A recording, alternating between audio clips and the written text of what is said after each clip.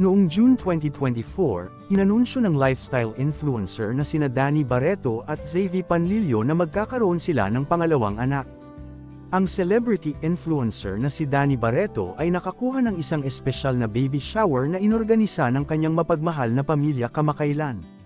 Nagsagawa ng baby shower sina Julia at Marjorie Barreto para kay Danny Barreto. Talagang nakakatuwang balita ito, lalo na't isa itong espesyal na okasyon para sa kanilang pamilya. Siguradong puno ng saya, pagmamahal, at mga alaala ang pagdiriwang na ito habang naghahanda si Danny para sa kanyang bagong baby. Nakaka-excite din ang mga ganitong sandali sa pamilya. Nagpasalamat si Danny sa kanyang ina na si Marjorie at kay Julia para sa pag-organisa ng kanyang baby shower.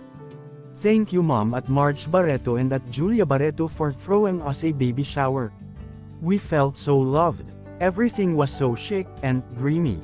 I love you guys so much. Isinulat niya sa Instagram.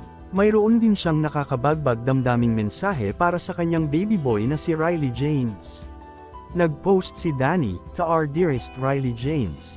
Everyone is so excited to meet you. We're counting the days till we finally get to hold you in our arms. We love you so much."